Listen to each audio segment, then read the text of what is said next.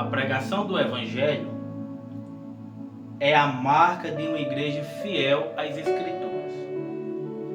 Desde os primeiros dias da igreja de Jerusalém, os apóstolos proclamavam a mensagem de Cristo com ousadia e no poder do Espírito Santo. A igreja fiel às Escrituras, a verdadeira igreja, é aquela que a sua pregação é fiel às Escrituras. Se ela não for fiel às Escrituras, se ela não for fiel à Bíblia, ela não é uma igreja verdadeira. Ela não é uma igreja cristã. A pregação do Evangelho não é apenas uma responsabilidade dos líderes da igreja, mas um chamado para todos os crentes. O que diferencia uma pregação eficaz não é a eloquência, mas a fidelidade às Escrituras e a dependência do Espírito Santo.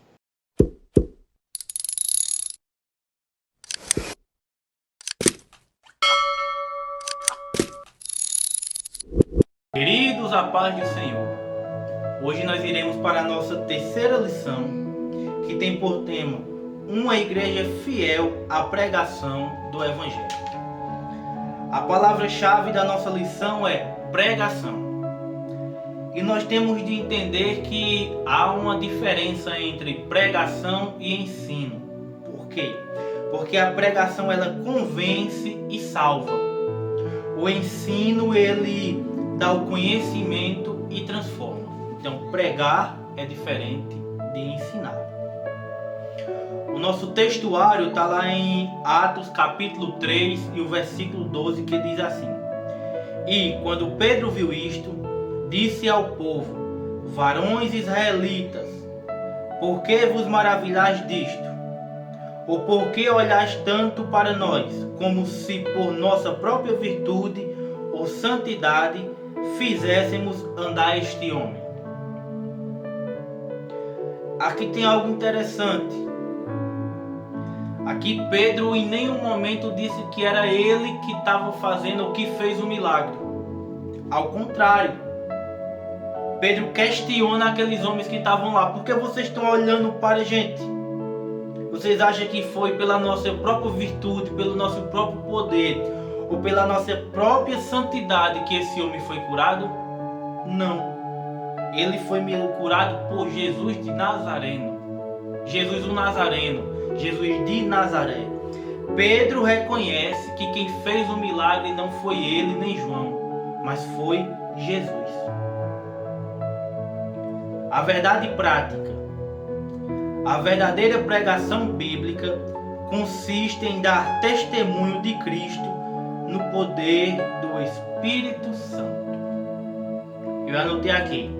Tudo que nós fazemos tem que dar testemunho de Cristo. A verdadeira pregação bíblica, ela testemunha de Cristo e não de mim, e não do pregador.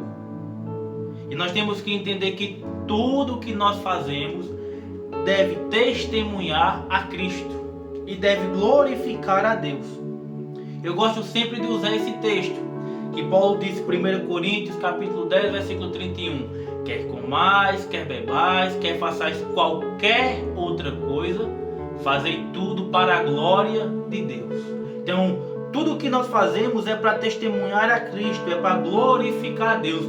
Foi isso que Jesus falou lá em Atos capítulo 1, versículo 8. Diz que quando nós recebêssemos o poder, a virtude que vinha do Espírito Santo, era para ser testemunha dele. Então, a nossa maneira de viver, ela deve testemunhar a Cristo e glorificar o nome de Deus. Primeiro ponto da nossa lição diz assim, o tema: a igreja que prega as Escrituras. Primeiro parágrafo: as Escrituras revelam a Deus. A igreja deve pregar as Escrituras, pois elas revelam Deus. A segunda pregação de Pedro, registrada em Atos 3, do versículo 11 ao 26, é um grande exemplo disso. A mensagem do apóstolo é completamente baseada nas Escrituras e coloca Deus no centro.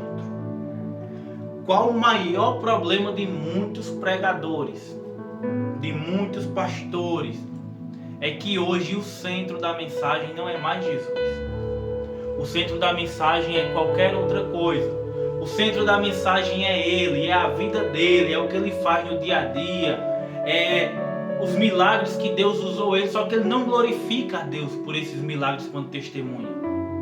Ele quer se engrandecer, Ele quer crescer seu ego, Ele quer alimentar seu ego. São pessoas mau caráter. Se o centro da minha mensagem, se o centro da minha pregação, Jesus não for o centro dela, de nada serve. Não vai servir exatamente de nada. A igreja deve pregar as Escrituras, pois elas revelam Deus.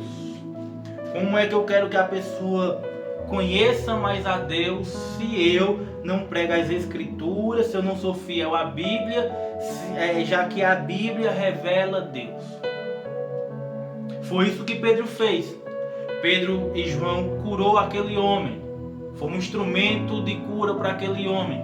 Só que quando Pedro vai pregar, Pedro testemunha de Cristo. Pedro coloca Cristo como centro da sua mensagem. É isso que nós devemos fazer. Colocar Cristo como centro das nossas mensagens. Parágrafo 2. As Escrituras testemunham de Jesus. Diz assim: as Escrituras apontam para Cristo. Jesus disse que as Escrituras davam testemunho dele. João capítulo 5, versículo 39, Jesus disse: examinai as Escrituras, porque são elas que testemunham de mim. Nós temos que entender que Cristo é o centro da Bíblia. O centro da Bíblia, o centro da Bíblia, o centro de toda a Bíblia, de Gênesis a Apocalipse, é Cristo. E nós podemos ver Cristo em todos os livros da Bíblia. Um exemplo aqui que é muito decorado por pregadores, que até ajuda na mensagem, dependendo do que eu esteja pregando. Como é dito em Gênesis, ele é a semente da mulher. Em Êxodo, ele é o Cordeiro Pascual. E assim sucessivamente. Nós podemos ver Cristo em toda a Bíblia. José é um tipo de Cristo. Moisés é um tipo de Cristo. Mardoqueu é um tipo de Cristo. Noemi é um tipo de Cristo. E não estou falando da sexualidade de Jesus. Estou falando da simbologia. Se a gente for prestar atenção, com calma, Noemi é um tipo de Cristo. Ruth é um tipo da igreja. Orfa é um tipo de Judas. E assim vai. Um exemplo, a mulher de Potifar, que ficou com a capa de José, é um tipo dos soldados que ficaram com a roupa de Jesus. Então nós podemos ver Cristo em toda a Bíblia. E porque Ele é o centro de toda a Bíblia. A pregação de Pedro invocou o testemunho das Escrituras para mostrar que a rejeição de Jesus e sua morte não foram por acaso. Já havia sido preditas pelos antigos profetas. Isso é interessante, porque a base da pregação de Pedro era o que já tinha nas Escrituras. A base da mensagem de Pedro, tanto em Atos 2 quanto em Atos 3, ele usa textos dos profetas. Ou seja, Pedro tinha uma mensagem bíblica. Porque a mensagem de Pedro tinha tanta autoridade? Porque além dele ser cheio do Espírito Santo, a mensagem dele era bíblica. O único pregador autêntico foi Jesus. E mesmo assim, ainda usou a lei, os profetas e os salmos. Porque tem um certo questionamento que eu já escutei muitas pessoas falarem. Aí eu vou trazer algo novo para vocês. Aonde? O único pregador autêntico que trouxe algo novo para a gente foi Jesus. E mesmo assim, ele citou a lei, os profetas e os salmos. Eclesiastes, capítulo 1 e o versículo 9 diz assim. Eu vou até abrir aqui para a gente ler. Livro de Eclesiastes, capítulo 1 e o versículo 9. O que foi, isso é o que há de ser. E o que se fez, isso se tornará a fazer. De modo que nada há de novo debaixo do céu. Salomão já disse, não há nada de novo debaixo do céu. Hoje o que nós pregamos são mensagens já pregadas por outros. Hoje nós pregamos o evangelho que Mateus escreveu. Quem pregou primeiro foi ele, que já aprendeu com Jesus. Então não existe nada de novo. Não tem como um pregador abrir a boca e dizer, eu vou trazer algo novo para vocês. Não é novo, já foi pregado. Ele só vai ler o texto e vai esclarecer o texto para quem não conseguiu enxergar o que ele vai dizer. Somente. Agora dizer que é algo novo, não é. Porque a revelação já foi entregue. Está toda aqui. Toda a revelação já foi entregue. Está aqui na Bíblia. Então não é novo. Já foi pregado por outra pessoa antes. Ponto 3. Parágrafo 3 da nossa lição. As Escrituras confrontam o pecado. A pregação bíblica deve confrontar o pecado e exige uma mudança radical dos seus ouvintes. E esse é o grande problema, que hoje o evangelho que é pregado não é mais um evangelho de confronto. É um evangelho de conforto. É um evangelho de autoajuda. E nós não precisamos de autoajuda. Nós precisamos de ajuda do alto. O evangelho hoje está sendo para levantar o ego das pessoas. Não importa o que você fez no verão passado. Não importa a vida que você leva. Venha para Jesus e fique do jeito que está. Não é assim. Evangelho que é evangelho. É perdão, é salvação, é renúncia, é confronto. Se a mensagem que eu escuto, ela não me confronta para que eu mude e me torne uma pessoa melhor, a mensagem não serviu. Mensagem que serve é aquela que me confronta para eu largar o meu erro, ser uma pessoa diferente e mudar para melhor. O problema é que hoje é pecado pregar contra o pecado. Hoje é pecado confrontar dentro da mensagem o pecado dos outros. Se você prega contra o pecado, quem está em pecado é você por estar pregando. Você que está errado. Então tem que deixar o povo viver do jeito que quer. E não é assim. O evangelho ele é cruz. Cruz é confronto. A cruz é confronto. A cruz é eu olhar para mim e ver que eu não presto, que eu sou um pecador, miserável, que não sirvo para nada, mas pela misericórdia, pela graça de Jesus, Ele me redimiu, me resgatou e eu vou ser uma pessoa melhor. Mas para isso eu tenho que largar os meus pecados e ser santo como Ele é santo. Só que tem muitas igrejas que é tão sério que tem igrejas por aí que antes do pregador subir no altar para pregar, ele tem que ir no gabinete do pastor, mostrar o esboço ao pastor, porque se tiver alguma coisa falando sobre pecado, sobre confrontar o pecado, ele não prega. Ele tem que mudar a mensagem se quiser pregar. E se pregar, nem a oferta recebe, porque não pode mais pregar contra o pecado. Que evangelho é esse? Que não confronta. Que não me confronta para eu ser uma pessoa melhor. Evangelho só que Deus vai fazer, Deus vai abater os inimigos, Deus vai exaltar. A criatura passa o dia todinho assistindo Netflix, maratonando série, assistindo filme, WhatsApp, Instagram, Facebook, Twitter, enfim.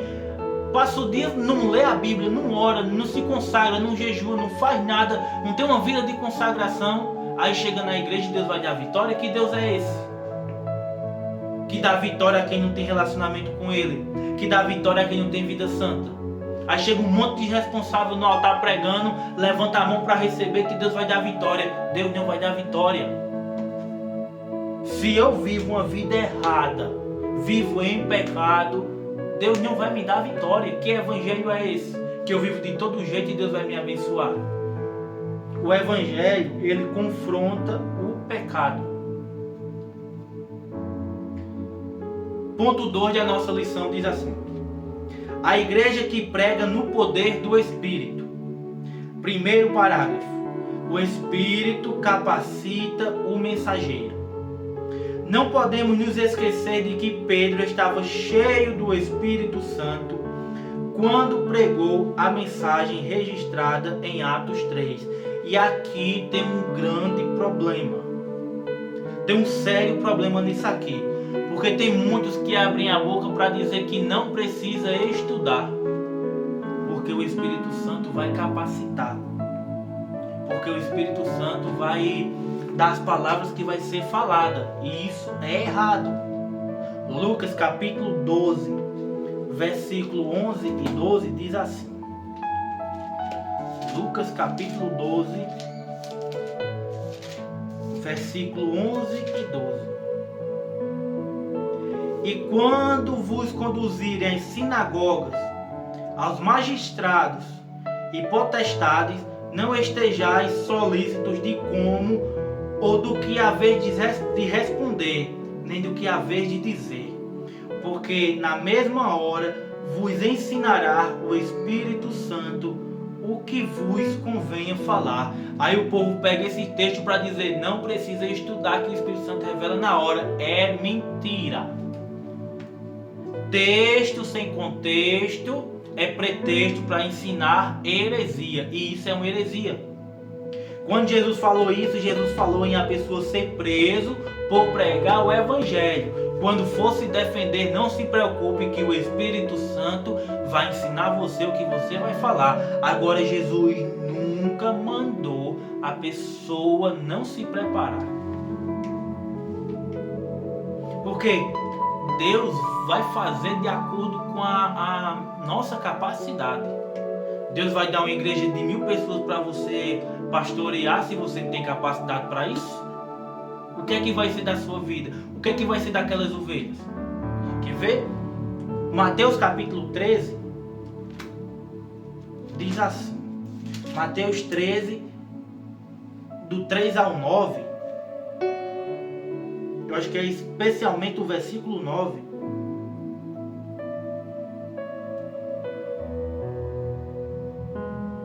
Mateus capítulo 13. Não vou procurar o versículo para não demorar muito. Mas vai contar até o versículo 9 sobre a parábola do semeador. E depois Jesus vai explicar a parábola do semeador. E nessa explicação, Jesus vai deixar bem claro que um colheu a 30, um a 60 e outro a 100. Está aqui o versículo 23. Mas o que foi semeado em boa terra é o que ouve e compreende a palavra e dá fruto. E um produz 100, outro 60 e outro 30. Ou seja, está produzindo de acordo com a capacidade de cada um. Mateus capítulo 25 e o versículo 15 diz assim: e a um deu 5 talentos, e a outro 2, e a outro 1, a cada um segundo a sua capacidade, e ausentou-se logo para longe. Foi dada na parábola dos talentos, foi dado aos servos de acordo com a capacidade de cada um. Tem um irmão, um presbítero, já dorme no Senhor, e ele sempre me dizia algo muito interessante. Ele dizia assim: se você tem a capacidade, se seu preparo, a sua capacidade é só tomar conta de uma igreja com 10 pessoas, se chegar a 11 você não dá conta. E Deus não deixa ir mais pessoas para lá, porque você não vai ter capacidade de tomar conta de mais gente. Se sua capacidade for de tomar conta de 1 milhão de pessoas e chegar a mais um para ficar 1 milhão e uma, você não vai aguentar, porque sua capacidade não chega a esse tanto de pessoa. Ou seja, Jesus vai fazer as coisas de acordo com a nossa capacidade. Eu quero pregar para uma multidão, mas eu nunca me preparo, eu nunca vou pregar. Eu quero ganhar mais almas, mas eu nunca me preparo para ganhar almas. Eu não vou ganhar. Jesus dá de acordo com a nossa capacidade. Você não vai tomar conta de uma igreja com 500 pessoas se você só aguenta tomar conta de uma igreja com 100 pessoas. Porque você vai adoecer. Vai ser ruim para a sua saúde, você não vai aguentar o peso. As ovelhas não vão aguentar também estar com você. Por isso a importância de sempre estar se capacitando. O pastor Eliseu Rodrigues tem uma frase que eu carrego para a minha vida e achei muito interessante a primeira vez que eu escutei. O pregador é um aluno que nunca se forma. Sempre está se capacitando, é igual uma empresa. Você vai subir de cargo de acordo com a sua capacidade. Se você não tem capacidade de ser um gerente, você nunca vai ser o gerente, porque se você for, você vai afundar aquela empresa. Jesus é do mesmo jeito, ele faz as coisas de acordo com a nossa capacidade. Se eu não tenho capacidade, para que eu estou pedindo? Primeiro eu tenho que me capacitar, correr atrás, estudar, buscar, para depois eu pedir e poder receber, porque se eu pedir, ele não vai dar. Bom, parágrafo 2 do ponto 2. Fixar os olhos. Retomando o episódio de Pedro, isso nos mostra que ele não apenas estava capacitado para curar, mas também estava ungido para pregar. O Espírito Santo é quem inspira e dá poder à pregação da palavra. Portanto, pregar não é apenas fazer um discurso. Pregar é anunciar a mensagem de Deus com a autoridade e a unção do Espírito Santo. 1 Pedro, capítulo 4 e o versículo 11 diz assim. 1 Pedro, capítulo 4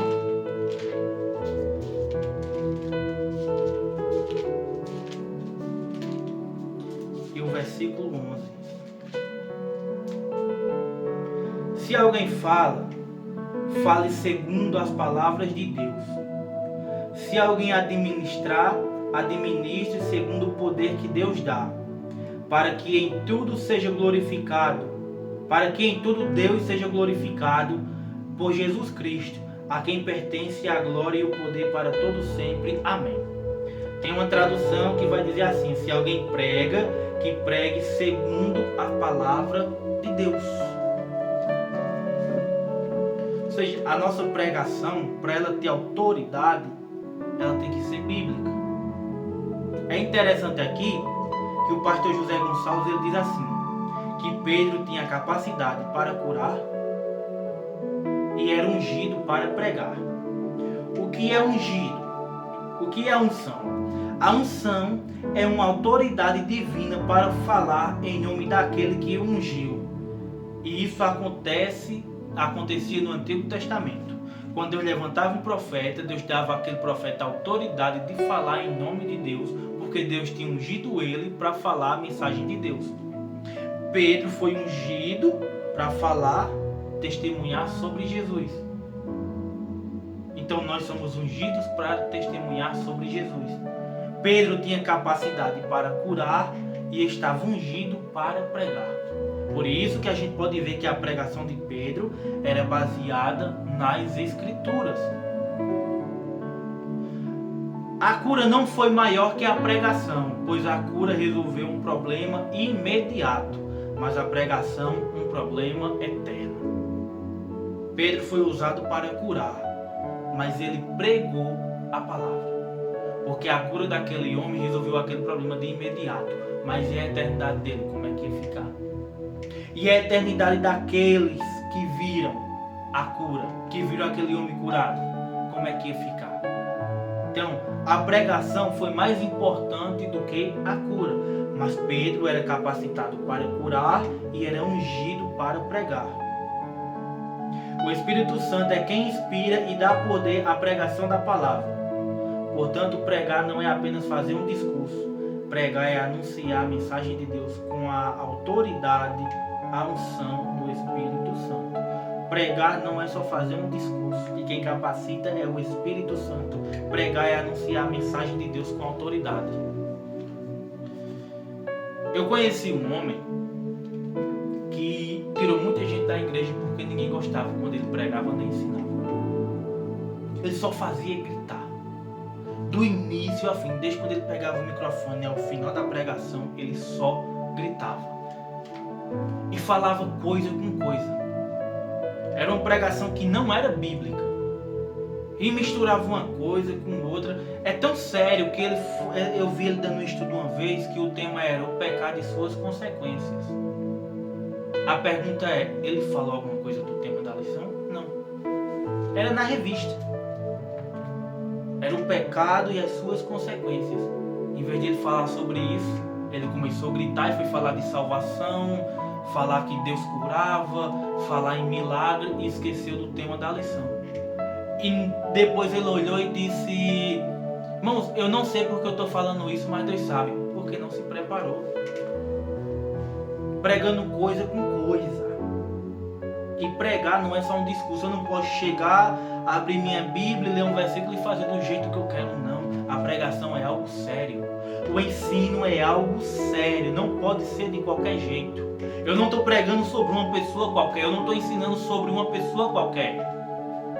Eu estou pregando e ensinando sobre os reis dos reis, Senhor dos senhores. Então eu não posso fazer de qualquer jeito. E isso é errado.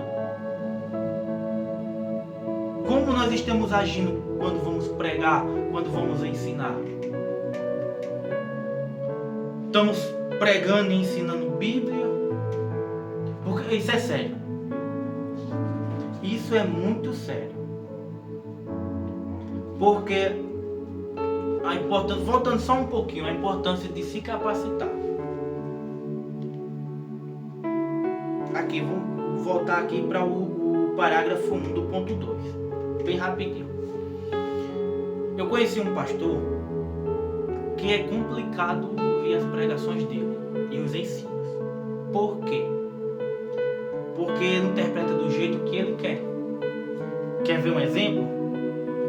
Ele pregando sobre Sara quando teve Isaac.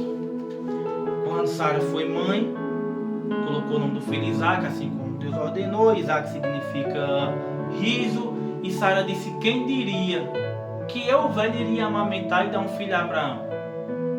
E todos que ouvirem a minha história irão rir comigo. Sara estava falando que ela estava rindo de alegria, e todos que ouvissem a história dela iriam rir de alegria com ela. O pastor simplesmente interpretou do jeito que ele queria e disse: tá vendo, o povo ria da cara de Sara.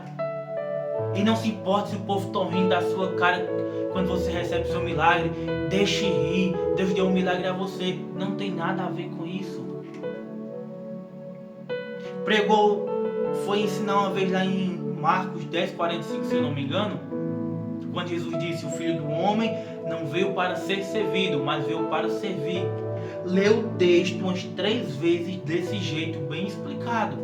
Só que quando ele foi explicar, ele olhou para a igreja e disse: vocês estão vendo? O próprio Jesus disse que não veio só para servir, mas veio para ser servido também. Eu e você temos que ser servido também. Nós não podemos só servir, mas temos que ser servido também. Aonde? Acho que a última coisa que eu vi ele falando, acho que foi a última, foi quando ele foi apresentar uma criança. Mandou abrir lá em Marcos. Leu o texto, Jesus disse: deixa as crianças vir até mim, porque quem quiser entrar no reino dos céus tem que ser semelhante a uma criança. Ele leu o texto uns 3, 4 vezes, abriu a boca e disse: Jesus está dizendo que o reino dos céus é igual a uma criança. Aonde que o reino dos céus é igual a uma criança? Nós devemos ser semelhantes a uma criança se quisermos entrar lá, mas o reino dos céus não é igual a uma criança. Então eu não posso fazer de todo jeito. Eu tenho que estar preparado. Eu tenho que me preparar. Eu tenho que ser fiel às Escrituras. Era isso que Pedro fazia. Pedro era fiel às Escrituras. Vou repetir de novo: o Espírito Santo é quem inspira e dá poder à pregação da palavra. É a palavra que tem que ser pregada, não pode ser distorcida, não pode pregar outra coisa que não seja a palavra. Igual eu dei o exemplo. Portanto, pregar não é apenas fazer um discurso. Tem gente que acha que pregar é só abrir a Bíblia, chegar lá, falar e pronto. Não é assim. Não é um discurso qualquer que eu vou se eu, para apresentar um seminário, na faculdade, na escola, eu tenho que me preparar para não fazer de qualquer jeito, quanto mais pregar a palavra. Parágrafo 3 da nossa lição. O Espírito glorificará a Jesus. O Espírito nunca chama a atenção para si mesmo, mas sempre aponta para Cristo. Da mesma forma, qualquer pregação que tira o foco de Cristo e coloca o homem no centro não é uma pregação bíblica. Isso não passa de um discurso humano. Foi o que eu já comentei anteriormente. Jesus é o centro. Se o centro da minha mensagem não é Jesus e é o homem, não é uma pregação bíblica e não serve de nada, não vai servir de nada. Ou Jesus é o centro, ou aquilo não é uma pregação. Pelo menos bíblica. Ou Jesus é o centro, ou ela não vai surtir efeito em nada. Porque quem liberta é Jesus. E conhecereis a verdade, e a verdade vos libertará. Aí um versículo depois, ele diz: se o Filho vos libertar, verdadeiramente sereis livres. Quem liberta é Jesus. Então, se Jesus não for o centro da minha mensagem, não tem como ter salvação. Não tem como ninguém ser liberto. Não é uma pregação bíblica. Não é. E o ponto 3 da nossa lição: a igreja que prega a esperança vindoura. Primeiro parágrafo. Alerta a uma sociedade indiferente e insensível. A insensibilidade às coisas espirituais é a marca daqueles que não conhecem a Deus. É a essas pessoas que a mensagem da cruz deve ser pregada. A mensagem da cruz ela tem que ser pregada às pessoas que não conhecem a Deus. O problema do nosso tempo em muitas igrejas é que nós estamos precisando pregar o Evangelho novamente aos crentes, porque os próprios crentes não conhecem a Deus. Eles não conhecem. São pessoas insensíveis que não conhecem as coisas espirituais. E o negócio está tão sério que o povo está fazendo piadinha com as coisas de Deus e os próprios crentes dão ibope a isso. Compartilham, assistem, riem. Pessoas insensíveis que não conhecem a Deus, que não conhecem as coisas de Deus e precisam ouvir o Evangelho de novo. O Evangelho está sendo banalizado e quem está espalhando isso são os próprios crentes, porque eles mesmos gravam vídeos fazendo piada das coisas santas e os próprios crentes assistem e compartilham essas piadas a respeito das coisas santas. Pessoas insensíveis que não conhecem a Deus, que precisam ouvir o Evangelho novamente. Ponto 2, parágrafo 2, o terceiro ponto da nossa lição. A promessa da segunda vinda. Concluindo a sua pregação, Pedro deixa uma mensagem de esperança. Atos 3, versículo 19. E venham assim os tempos do refrigério pela presença do Senhor. Pedro prega e dá uma esperança para as pessoas. Qual a esperança? Jesus vai voltar e nós iremos morar com Ele. O evangelho significa boas novas. Ou seja, é uma boa notícia para quem está precisando. Você chega para um drogado, um prostituto, um cachaceiro, um alcoólatra, pessoas que já foram excluídas da sociedade, que ninguém dá nada, e você vai entregar uma boa mensagem para ele, você vai dar uma esperança a ele. Se arrependa, se converta, Seja santo, porque Jesus vai voltar e você vai morar com Ele. O Evangelho nos dá esperança da volta de Jesus. Pedro pregou e no final ele trouxe essa esperança, que iria ter refrigério pela presença do Senhor. A igreja, portanto, tem uma mensagem de esperança para aqueles que estão sem esperança. É uma realidade que no tempo de Deus se cumprirá. Eu já quero dizer a você está sem esperança? Não desista, não desanime, continue firme, porque Jesus vai voltar. Quando a trombeta tocar, nós subiremos e viveremos com Ele eternamente, sem dor, sem tristeza, sem sofrimento. Descansa no Senhor, renova a esperança e Ele tem um refrigério para a sua vida. E a conclusão, nesta lição, nós vimos a grande importância que a pregação bíblica tem e como devemos ser fiéis na exposição do texto sagrado. Pedro, mesmo sendo um simples pescador, com uma gramática e conhecimentos limitados, sabia expor com maestria as escrituras sagradas. Assim como ele, devemos nos render totalmente ao Espírito Santo, sendo cheios dele para sermos exitosos no ministério da Palavra de Deus. Uma igreja bíblica é uma igreja que vive e sabe expor as Sagradas Escrituras. Pedro era um simples pecador, com uma gramática e conhecimentos limitados. Se preparou 3 anos e meio com a própria sabedoria para poder ministrar a palavra com autoridade e ministrar uma palavra bíblica. Então, nós devemos se preparar também, nos capacitar para pregarmos uma pregação bíblica, pois uma igreja bíblica é uma igreja que vive e sabe expor as Sagradas Escrituras. A próxima lição, a lição 4, tem por tema uma igreja cheia do Espírito Santo. Que Deus abençoe todos